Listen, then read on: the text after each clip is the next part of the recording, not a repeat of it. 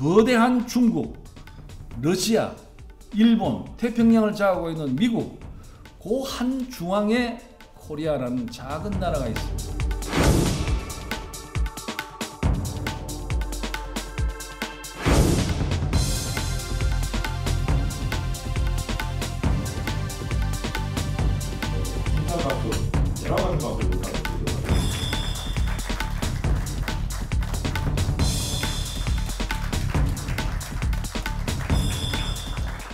지금 이 시대에 중용에 더할까 기본, 원칙, 그리고 부드러운 그러면서도 강력한 카리스마를 갖고 계시고 우리 이 한국 의정사의 큰 별이십니다. 개인적으로 너무나 존경하는 우리 박관용 의장님 오늘 모시게 되어서 참으로 기쁜 마음입니다. 모시겠습니다. 박관용 대학부대장님 모시겠습니다. 요즘 우리 국민들이 나라 안쪽에만 너무 시선이 쏠려서 나라 바깥 사정을 너무 모르는 경향이 있습니다. 그래서 오늘 여러분들이 취향과 관계없이 제가 요동치는 동북아 정세를 한번 얘기하겠다. 제가 주 전공은 통일이고 국내 정치입니다. 근데 오늘 제 전공이 아닌 부분이라서 제가 여러분들에게 설명하면 좀 어려울 것 같아서 제가 지도를 갖다 놓고 얘기하는 게 좋겠다 싶어서 제가 우리 연구위원 보고 시켜가지고 이 지도를 만들었습니다. 여기 스마트라가 있고 이는 여기를 이대로 가다가는 큰일 나겠다는 것이 이 지역에서 과연 무슨 일이 벌어지고 있는가, 그것이 우리 안보와 직결되는 문제이기 때문에 거대한 중국, 러시아, 일본, 태평양을 장악하고 있는 미국, 그 한 중앙에 코리아라는 작은 나라가 있습니다. 미국에 유명한 학자 오바도프라는 사람이 있습니다. 한국의 전문가입니다. 그분이 책에 보면은 코리아라는 나라는 적절치 못한 장소에 너무 작은 사이즈로 태어나서 언제나 소위 존립의 위험을 받고 살아온 나라다 라고 얘기했었습니다. 우리보다 작은 나라가 많습니다. 그러나 우리는 너무 고래 같은 큰 나라 덩치 속에 있기에 인구를 5천만이나 가지고 있으면서도 맥을 못 추는 약소국가의 신세로 존재하고 있습니다.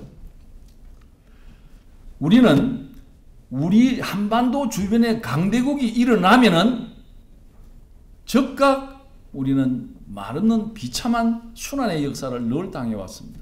요동치고 있다 입니다. 중국이 급부상하니까 이 요동치는 가운데서 미국이 어떻게 되겠느냐? 이제는 중동은 어지간히 해결해 놨으니까 동북아로 가야 되겠다. 우리나라 이여도가 이 지역에 수많은 석유 원유와 자원이 많습니다.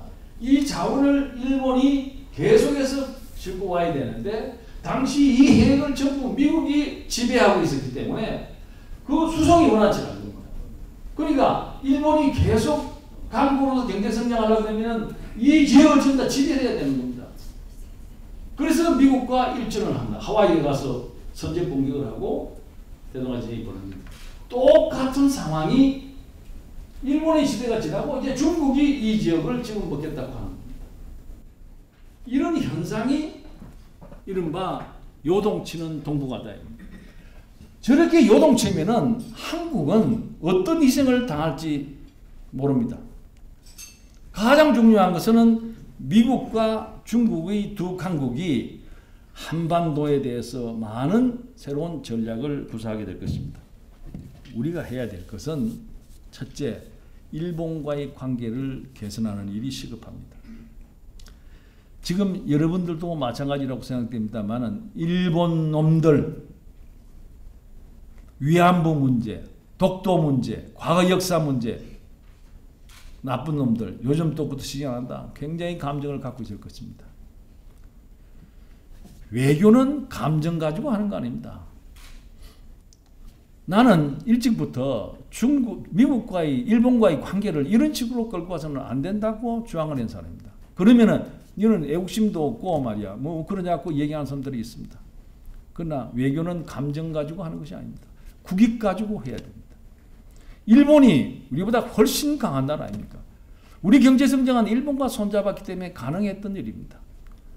나는 박정희 대통령이 일본 놈이 좋아서 손잡은 게 아닙니다. 이 어려운 경제를 살리기 위해서 어쩔 수 없이 일본과 손잡고 차관 받아내고 기술 얻어와서 오늘 한국을 만들었습니다. 동북아 전체가 이렇게 요동치고 있고 세계가 지금 두 갈래로 양분되고 있는 과정에서 우리가 가장 친한 나라인 일본과 이렇게 계속해서 등마 돌리고 있어야 되겠네. 한일 국교 정상화 이후에 지금이 최악의 경우입니다. 지금 아무도 여행 안 가고 여행 안 오고 박근혜 대통령이 취임하고 1년 반이 다 돼가는데 일본을 한 번 못 가고 일본의 아베가 한국을 한 번 못 오는 상황까지 와 있다. 이걸 풀지 않으면 어려워집니다. 한일 관계를 중심으로 해서 볼 것이 아니라 세계 전략, 동북아 정세라는 것에 기준으로 해서 일본 문제를 해결해야 됩니다. 먼저. 그리고 북한과의 대화도 시작을 해야 됩니다. 이래야 걸림돌을 하나씩 정리해 나가야 됩니다. 쉬운 일은 아닙니다. 나라의 지도자는 어차피 국민들 감정, 민주주의는 어차피 정부 눈치, 국민 눈치 볼 수밖에 없는 거니까 쉽게 해결될 수 있는 문제는 아니지만은 나는 적극적으로 이 문제를 저는 해결해 나가야 한다. 이렇게 생각을 합니다. 이 해결책에 대해서 뭐 시원하게 해답을 가지고 있는 외교관이나 전문가는 없습니다. 그러나 우리가 이 어려운 상황을 헤쳐나가려고 그러면 첫 번째 국민들이 단합을 해야 됩니다. 외교는 내치의 연장이라는 말이 있습니다. 나라가 안전해야 외교관들이 나와서 큰 소리 칠 수 있고 외교적 성과를 거둘 수가 있습니다.